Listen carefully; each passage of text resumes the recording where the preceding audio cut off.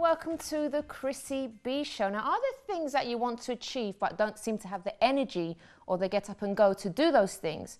Low levels of energy are a big problem for many people because they just don't feel like doing anything, even though they really want to. So what can you do to boost your energy? My guest tonight will be giving great advice to help you do just that.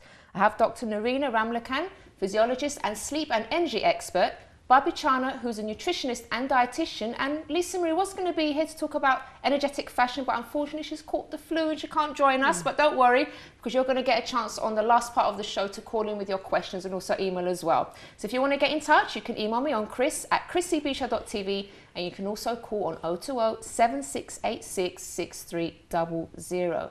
Now, are you having low levels of energy? Do you find that you're not sleeping properly? Give us a call, email us, and you're going to get some great advice tonight. To introduce our first guest, let's have a look at this video.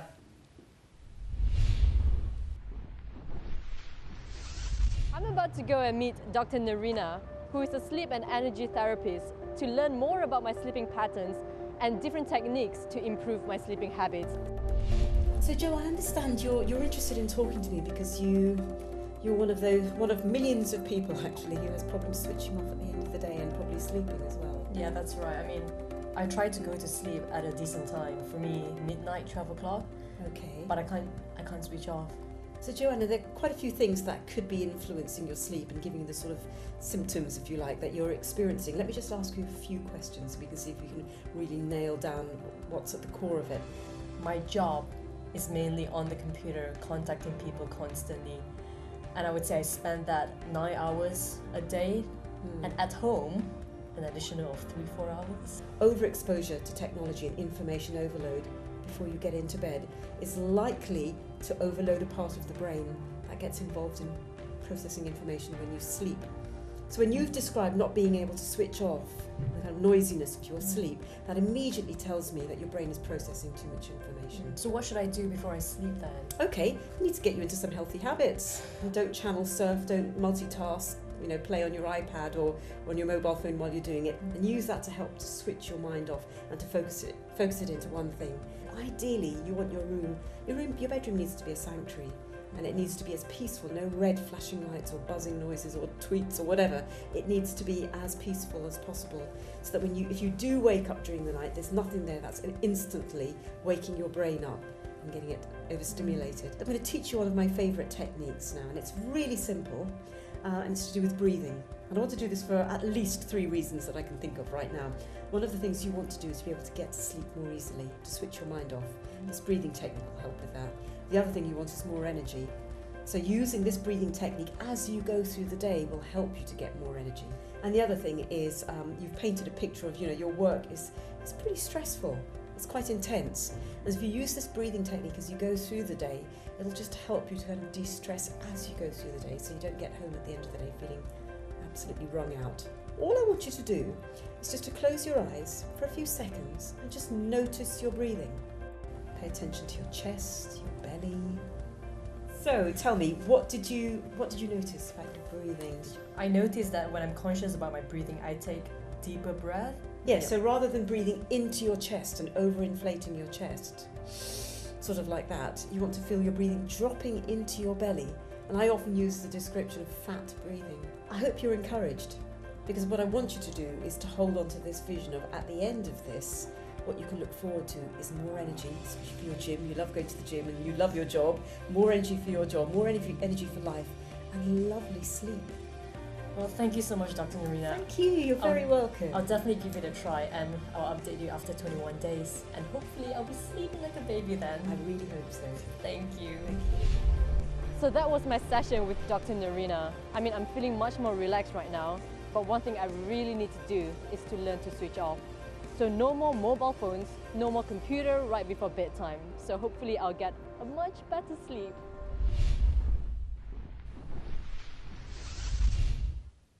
I am so guilty of a lot of those things that were mentioned on the video. We have Dr. Nerina with us. Thank you so much for joining us. Hello, Chrissy. So how did you get into all the sleep thing? Well, I studied sleep. I mean, I studied physiology many, many years ago. I did a degree. My doctorate was all about the brain and neurophysiology. But I think it went beyond that, actually, because I had problems sleeping as a child. Oh, right. Very vivid imagination and a bit of a bookworm, and I would lie in bed at night and not be able to sleep and not be able to switch my brain off. And of course, I didn't realise it was a problem because, you know, I never talked to anyone about it. So you weren't particularly worried about anything? You were just sort of, maybe just your brain was overstimulated, maybe? My brain was overstimulated.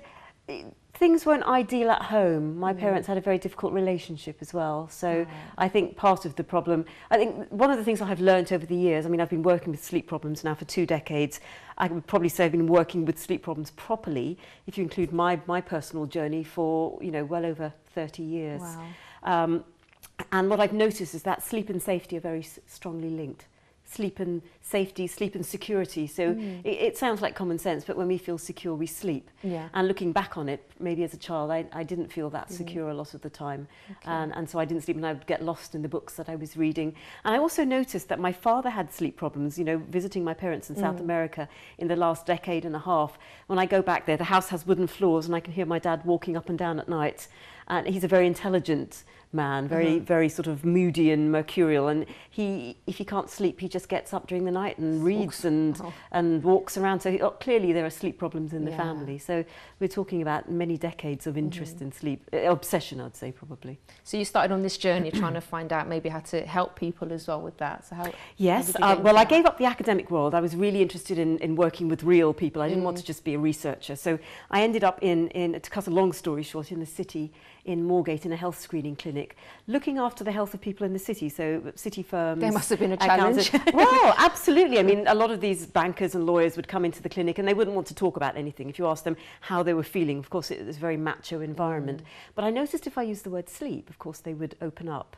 And a lot of them could relate to having problems sleeping, being able to switch off. And I started to link this to, of course, technology, which you've seen something about that in the intro, and you were feeling guilty about that. I'm very guilty. I'm going to talk to you about that. Yes. Open up. But I noticed that, you know, technology was taking off, the internet and email and things like that, and more people were talking to me about the same thing of not being able to switch their mind off. And I started to just kind of correlate, really, technology and sleep problems and insomnia, and of course fatigue that would lead to. I mean, my problem is, like, it's not just sort of, for example, having my iPad next to me, because sometimes I have it next to me. I've sort of let my head down, ready to sleep, and then I remember something and I have to send an email. Yes. But the other thing is, even if I'm not sending emails, I tend to get ideas for shows and things like that. And then so it's not that I'm particularly worried about anything. It's just that I can't sort of stop thinking about work. Yeah. See, while you're talking to me, my brain is immediately opening up my toolbox, my little toolkit, because there are so many things that I would recommend for that. And while you don't want to lose this amazing ability to access your creativity, and that's what happens when we sleep at night. It's good if it happens during the day. Exactly. And therein lies part of the solution, which is, you know, at my clinic, I work with a lot of creative people, and it's absolutely essential. I mean, the world is going so fast, it's become so noisy. And it's absolutely essential that we allow ourselves time to be quiet, to be silent. You know, for a lot of people, that they get into bed at night and it's the first time they touch silence.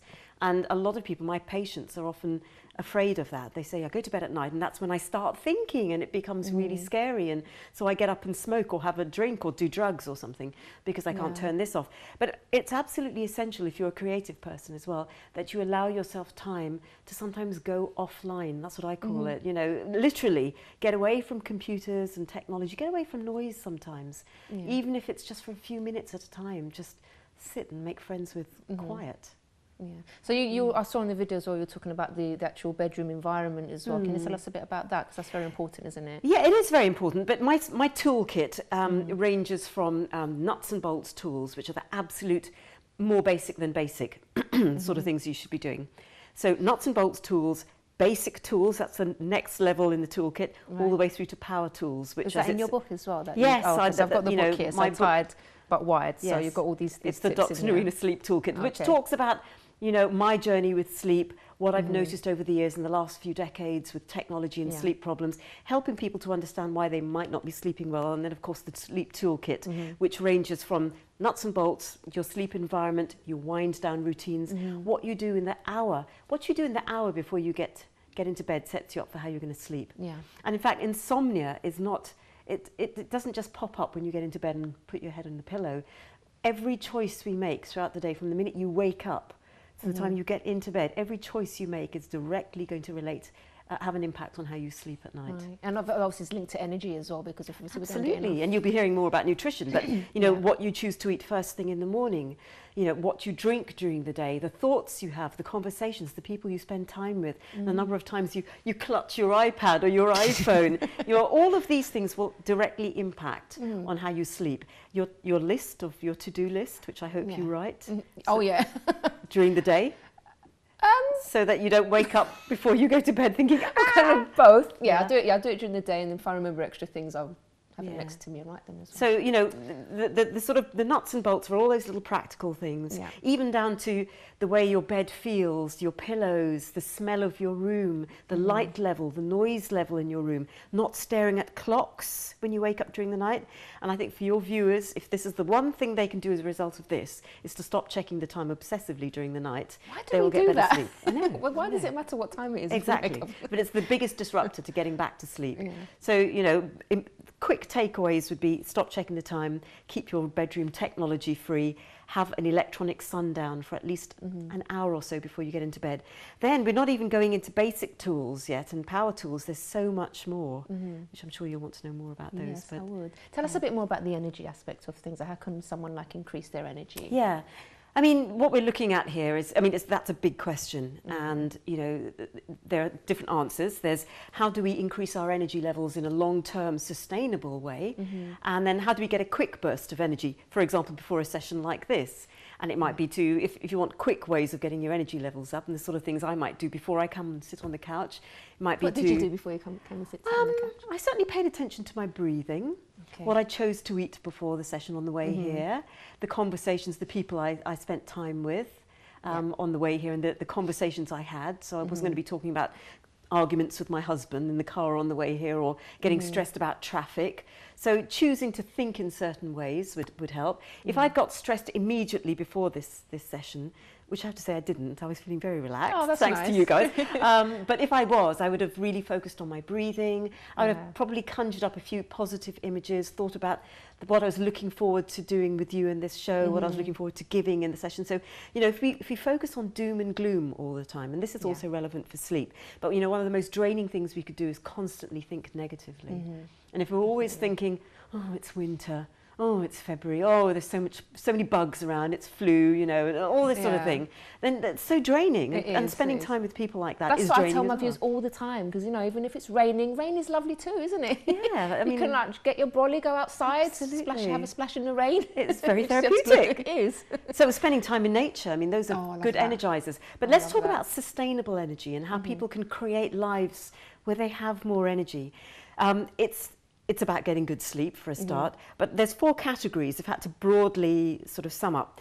How you look after yourself physically, the physical choices that you make, the emotional choices, the mental choices, and the spiritual choices. So if you pay attention to those groups of choices, then it gives you a better chance of having good energy and living your life in a more fulfilling way. So physically, the food, and of course we'll be hearing much more about that, nutrition, sleep, whether you build rest into your day, whether your day is relentlessly like this, or whether you build ups and downs into your day. That's the ideal, because people who allow themselves to intermittently stop, smell the flowers, breathe, pray, look at pictures of people they love, or think positively, tend to have more energy.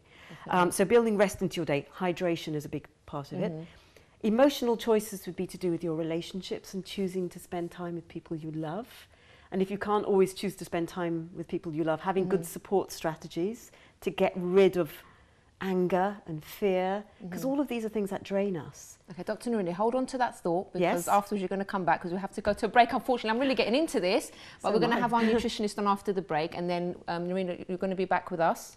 Because we're going to be answering some questions from you, and you can let us know about the rest of this, because I can't wait to hear it. Okay, so join us after this.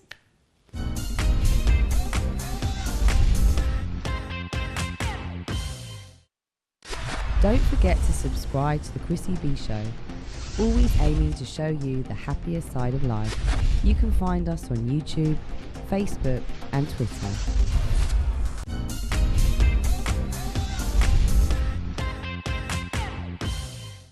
Welcome back to the show, and we're speaking all about boosting energy. And now I have dietitian and nutritionist Babi Chana with us. Hello. Hi, how are you? Fine, thank you. Now, you've got loads of lovely stuff here. Before we get into that, tell us about how you got into being a nutritionist and I dietitian. first got interested in nutrition at the age of 11 when that's my young. biology teacher taught us what happens to a piece of bread once we swallow it.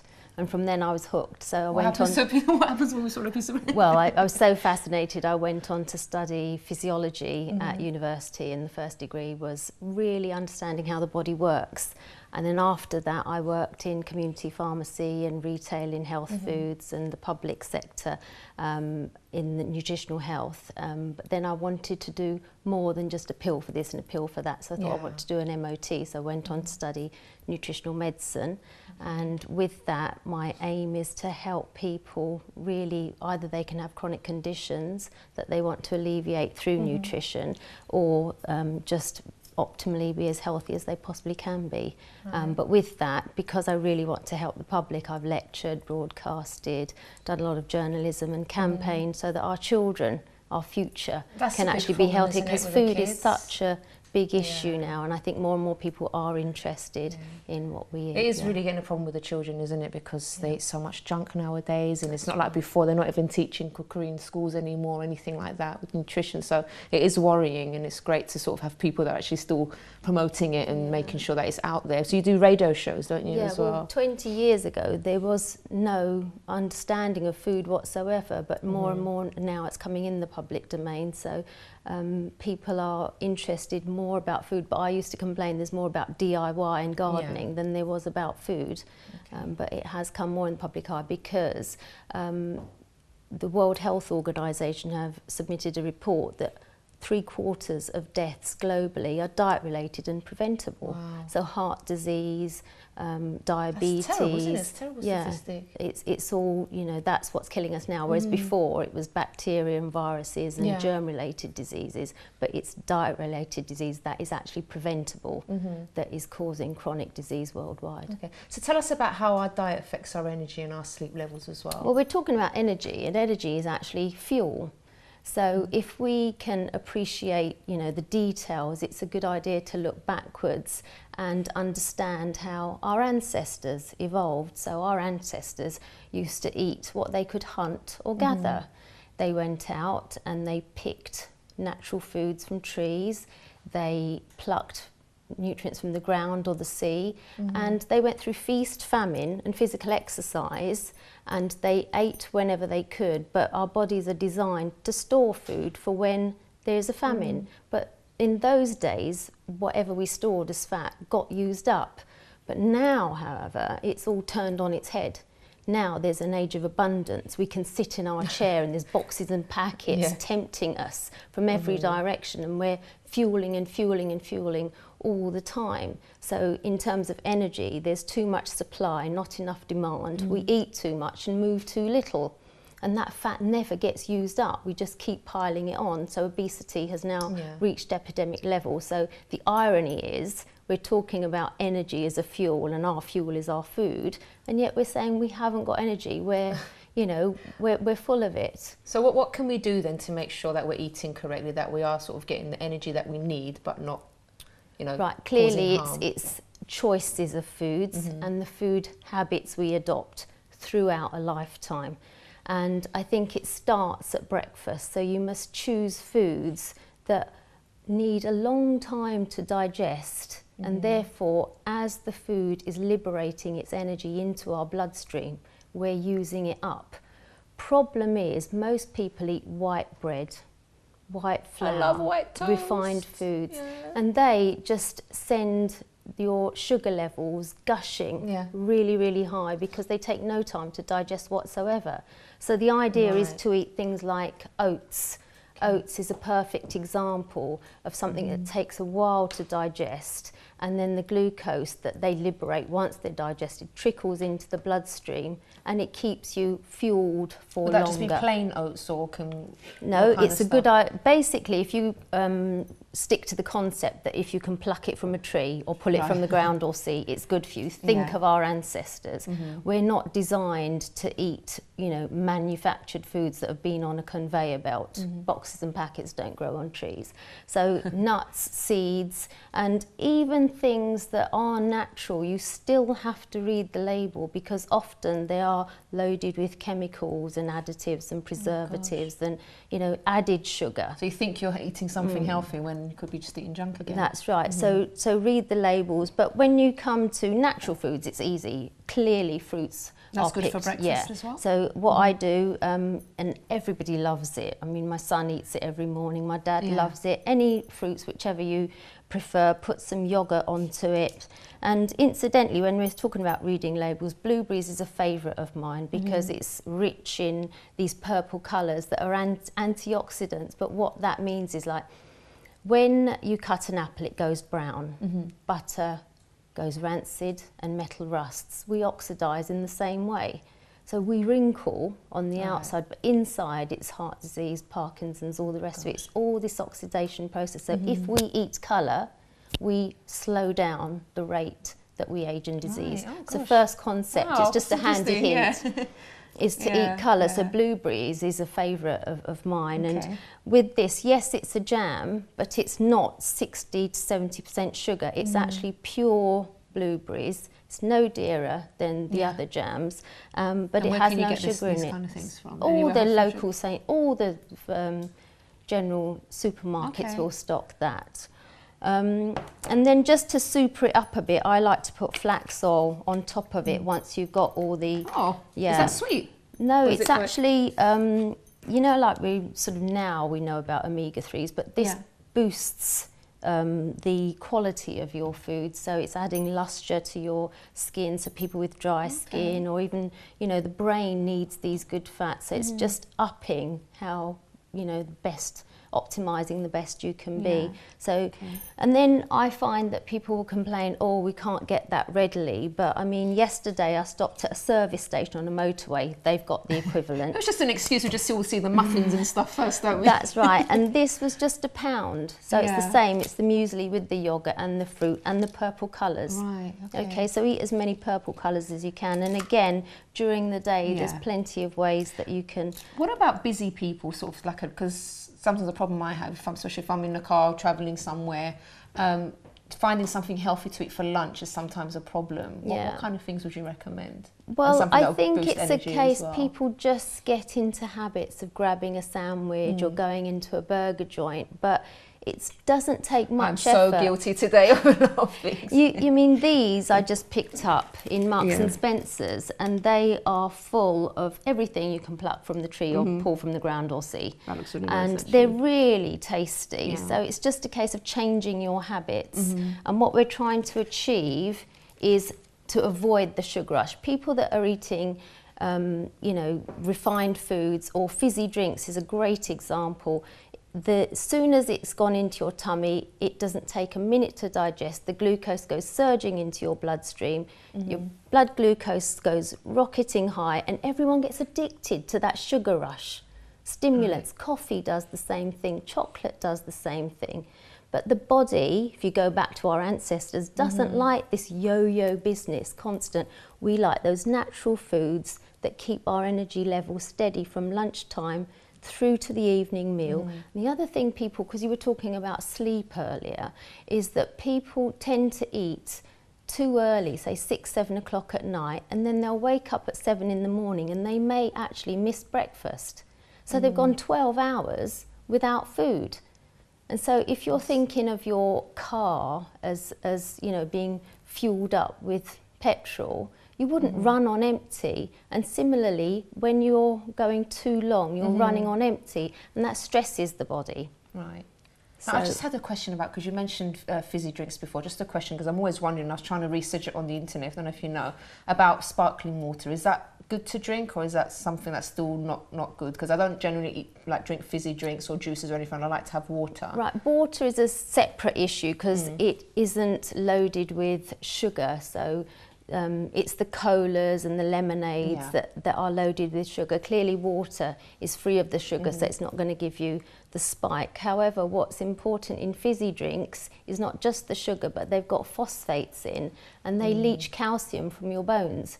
So kids that are eating, you know, and drinking these kind of manufactured foods, they're stacking up problems in the long term, like brittle bone disease. Oh gosh. Okay. I'm learning so much today. Yeah. Now, what about things maybe to avoid eating before bedtime that maybe will keep you awake or things Well, like there's that? obvious things like coffee or tea and chocolates. They're stimulants. And what a stimulant does is increase your blood sugar level. So it's all working on the same principle of keeping your blood sugar levels at even keel. People get addicted to sugar because they like that rush. Okay, so what you do during the night to sleep is, if you are eating early, you could either choose to divide your meal, have half of it, you know, at 6 and then another half at 9, or you could take an OT snack, something that is what we call a complex carbohydrate. It's a good idea to invest a little bit of time just to learn what these slow release foods are. And the government, in your Change for Life, have a good website where you can learn what those foods are. Okay, and then that keeps your blood sugar level going through the night, because if it drops too low, the brain has to have a supply of glucose. So the body's got mechanisms to alert you, wake you up. It's the stress hormones, adrenaline and cortisol. You know when you go in a car really fast and you go, and so everything, your heart starts palpitating. And you're getting ready for the fight or flight response. But that's what the body does in order to make sure that your brain always gets a supply of glucose. So if your body goes into fasting, your stress hormones kick in to alert you and create wakefulness. And that is what breaking fast is. Breakfast is breaking fast. Oh God, so interesting. Yeah. I didn't realise that. Yeah. Wow, that's really good. So it's not a good idea to go into a fasting state. Definitely. Okay, and just tell us finally, because we're going to go to a quick break, Sure. but you are going to stay with us because we're going to have questions from you guys at home, so you can start preparing your questions. You can email chris@chrissybshow.tv. You can also give us a call, 020-7686-6300, so make sure you call during the break. So we have, like, obviously something like maybe for an evening meal here. It's not cooked yet, but tell us about... Well, I didn't cook it because the idea is to eat more fish. As opposed to lean meats, because the quality oils that you get in there, it's not always what we're eating too much, is what we're deficient of. If we don't eat these natural foods, we don't get the minerals. A lot of people know about iron and calcium, but they don't know about things like selenium and zinc, and so we need all of these to work with. So I'm emphasising that eat as many vegetables as you can possibly eat. It's a great idea to eat vegetables. So most of the plate should be full of vegetables. And then you can choose to do what you like with it. You can make it into a Thai green curry, you can make it into an Indian curry, you can turn it into an Italian meal. And something that I particularly like is Mexican food, where you can make, you know, chopped up tomatoes, onions, and you make all these different relishes, guacamole, and you wrap them up with vegetables, with salads. So inadvertently, even Chinese food, you're getting loads of vegetables into your dish with a smaller amount of protein, which is needed. You know, it does actually slow down the rate at which sugar is released into your food if you mix it with good quality proteins. Okay, well, I hope you guys are taking note of everything, because I'm certainly learning a lot, and I've been doing some of these things actually, been quite good, but I'm going to improve as well. We do have a caller on the line, but if you can just wait till after the break, and then we'll take your call first thing. See you after this.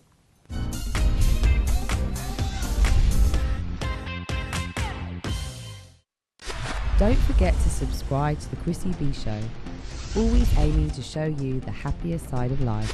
You can find us on YouTube, Facebook and Twitter.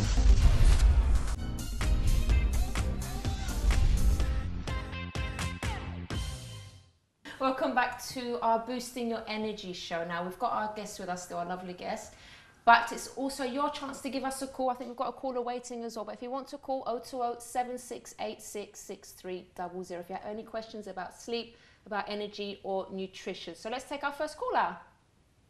Good evening. Hi, good evening. Hiya. Hiya. What's your name? Christina. Hi, Christina. What's your question? Right, I heard you talk about nutrition and vegetables and stuff, but the thing is, What can I do? Because I was trying to be on a diet for a while, but I eat the vegetables, I eat light meals, a salad, but then I still feel hungry and dizzy very easily.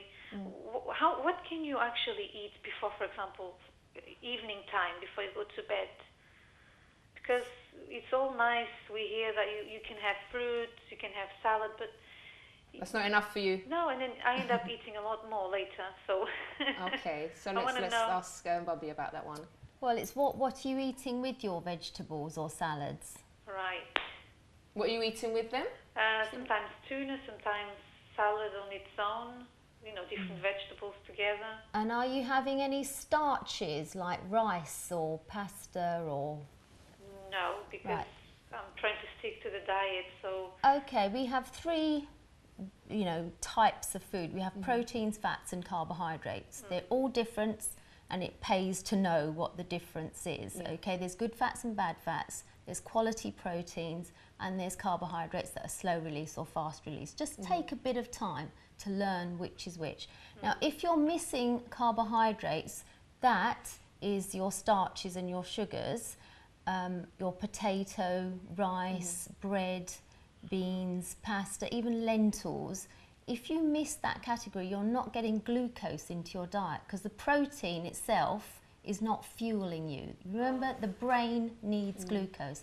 Every other organ can use protein or fat as an energy source, but the brain has to have glucose. So you have to add a little bit of starch to your diet. And if you're objecting because your diet is saying, oh, miss out carbs, then try lentils, try kidney beans, pulses, nuts, seeds, quinoa, like some of the, even salads we had there, they're adding pulses to it for that, starch element. Right, okay. Was that useful, Christina?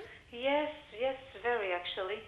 Okay, I won't feel guilty next time. And the other important thing is don't miss meals. People, when they're on a diet, think, oh, I'm being good, I'm missing lunch. But come 4 o'clock, your blood glucose will be on the floor and you'll be gagging for a whole packet of biscuits and a cup of tea and a coffee or a sugary hit, chocolate, to get everything up. It raises too quickly, hits rock bottom and you yo-yo all day long. Right, it's so important to keep it even keel.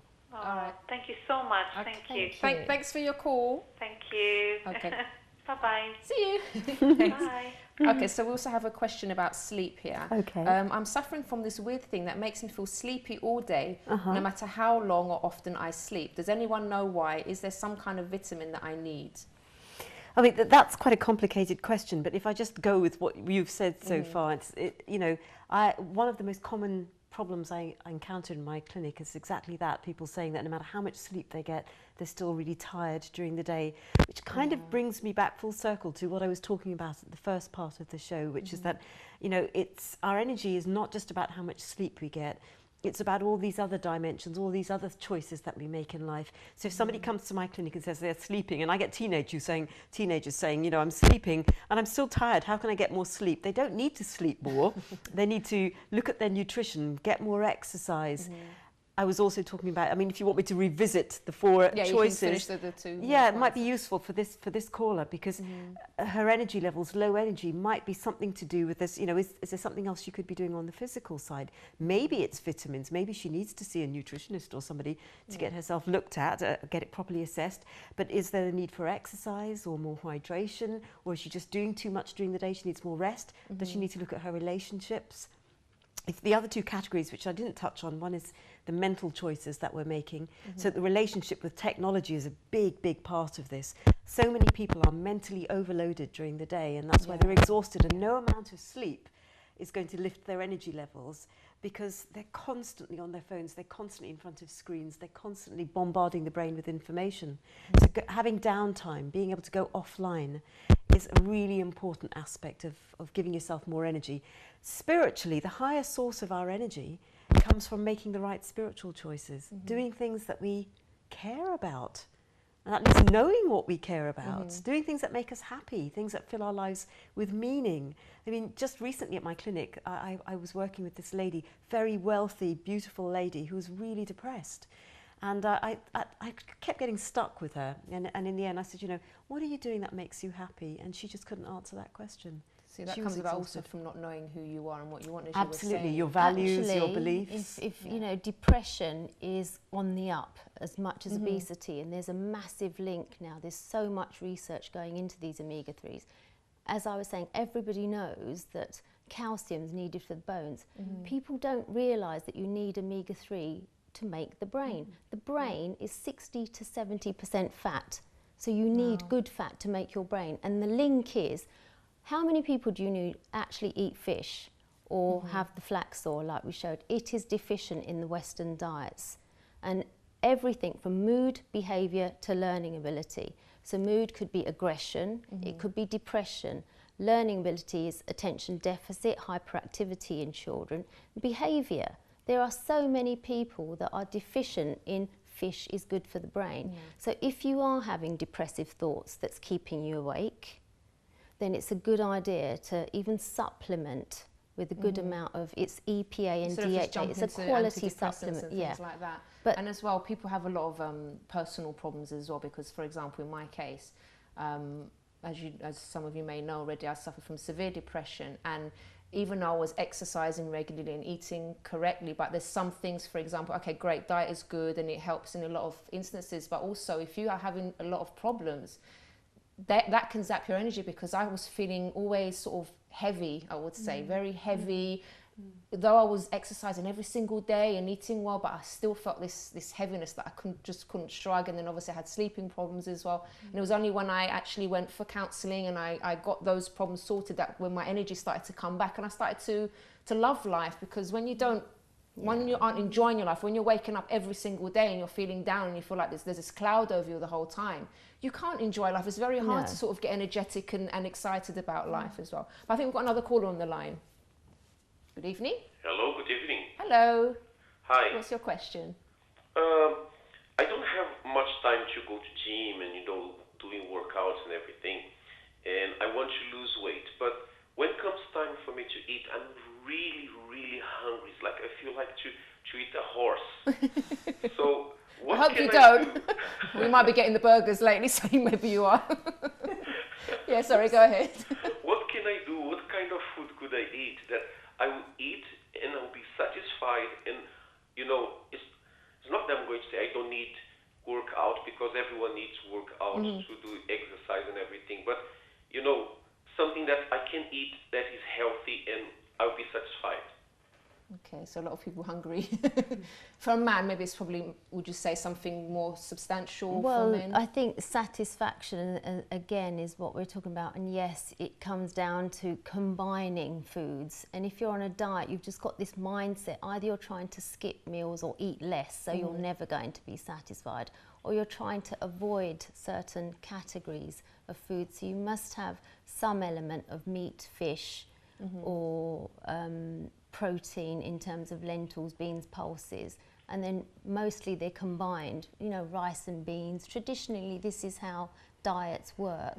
And so you could, have noodles or brown rice or anything from the starchy category, and then you really want to bump it up with the vitamins and minerals that you're getting from the colourful vegetables. Are you eating brown rice and things like that, or do you tend to eat the white stuff? The white. Okay. Sorry, what's your name? I didn't ask your name, sorry, caller. Louis, okay. So when it's white, for example, chromium is another mineral that people never hear of. 95% of it is milled out, it's refined out of flour. So white bread is deficient in chromium. Chromium is involved in keeping our blood sugar levels up. So people with sugar cravings may be deficient in chromium. So I call it double trouble. When you're refining anything that's been on a conveyor belt, I always start worrying. Double trouble, because they take the good stuff out and then they put the bad stuff in.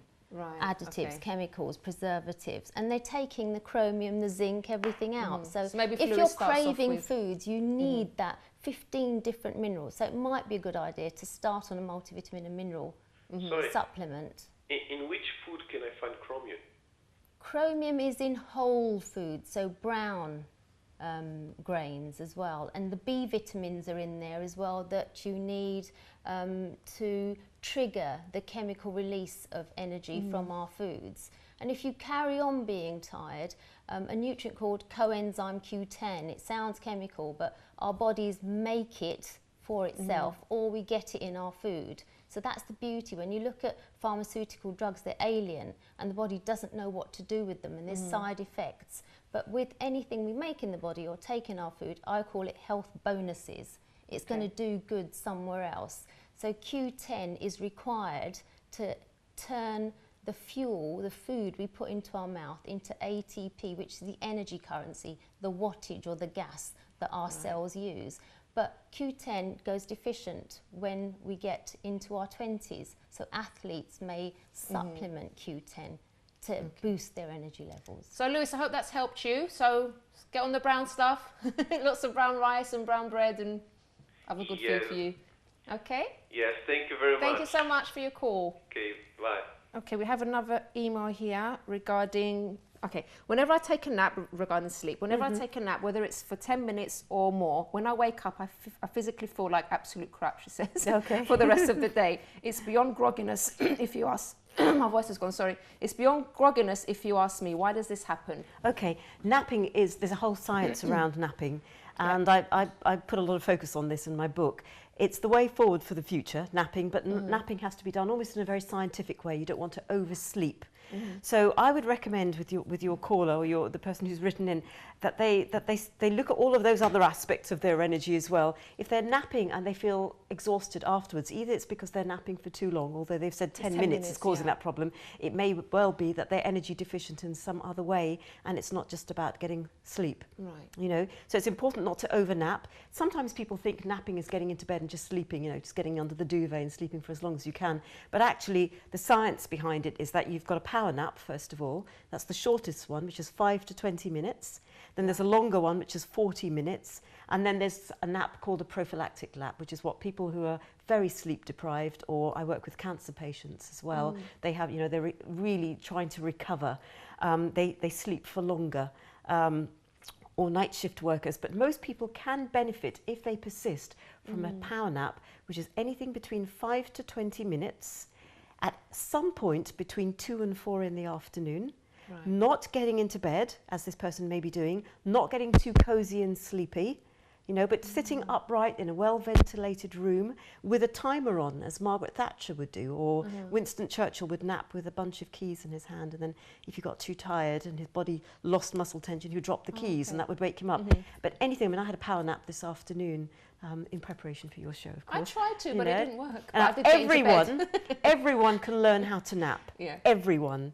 So that's an interesting thing about not actually getting under the covers to do. I mean, I do because I know how to nap. If I have 11 minutes before the school run, I'll say I'm going to close my eyes and I'll be up within, and I know I've practiced meditation for years, so I know if I'm going too deep. Okay. But if you're just starting off doing it, don't get too comfy and make sure, and there is something called a sort of a caffeine nap. So if you're really, I've worked with Premiership footballers who've done this, so they're training twice a day, and in between training sessions, they'll have a cup of coffee after the first session, after lunch, cup of coffee, nap for 20 minutes, and then come out of it so that they don't go too deep into the sleep. So the caffeine it's but napping at some point between 2 and 4 in the afternoon is a really good thing to do. If you think you're coming down with a flu or a cold, especially this time of the year, if you can have a 40-minute nap at some point between 2 and 4, it significantly boosts your immune system. Now, So should you power nap even if you've had like a good night's sleep? Say you've had your 7 or 8 hours, should you still power nap if you... Not necessarily, but you know, if you're at work and you're feeling really overloaded, or you're a stressed out mum, loads of kids, screaming, shouting, and you just want to calm yourself down, just getting yourself away somewhere, just close your eyes, even if it's just for 5 minutes. That is almost a version of a power nap. And you know, the science behind what your brain is doing when you just close your eyelids and just go in for a few minutes it's quite profound, it's quite powerful, and it really reorganises the brain. It opens up your concentration if you're at work. I mean, maybe not, don't do it at your desk, you might lose your job, but who knows, the organisation under your desk if you want, you know, but it's a really good thing to do. Yeah. But coming back to the person who's written in, it sounds like they need to consider some other factors as well as maybe not getting into bed and over resting. Yeah. I've learned from that, because I did try about 7 o'clock this evening to have a little nap under the covers, but I just couldn't sleep. Can I tell you the most ridiculous way and a really good way to nap? And I'd get footballers to do this. You lie, if you don't have back problems or hamstring problems, you know, you lie with your bottom up against the wall, with your legs up the wall. So it's actually a yoga posture. And you lie there and you allow yourself to breathe deeply into your belly, and you nap for anything between 5 to 20 minutes. Stretches out your back, stretches out the muscles in your legs. I'm going to try that one. And you can't go into a deep sleep because you'll end up doing splits on the wall. So. Oh, great. Okay, well, we've run out of time, but just quickly, yes or no, energy bars, are they good for you? Certain Depends energy what bars. they're made of. Okay. Avoid the refined white sugar. So, because my producer wants to know, she's been asking me for like 5 minutes about energy bars. I make my own, so if you want the recipe for that, I can send it in. Oh, please, yes, do. Yes. Okay, ladies, thank you so much for all your brilliant advice. I've really learned a lot tonight. I'm sure our viewers have as well. Thank you. But as I said, you know, if you are going through any kind of personal problems, anything like that, as you know, I've been through relationship problems, depression, all sorts of things, and you'd like to talk to someone, you can always email me on chris@chrissybshow.tv, and also all the information about our guests is up on our website, chrissybshow.tv. So hopefully, I'm really hoping that you have a lovely night's sleep tonight and you wake up with lots of energy after all the advice that you've heard here tonight. So bye-bye for now. It's Friday, isn't it? And have a wonderful weekend. Bye-bye.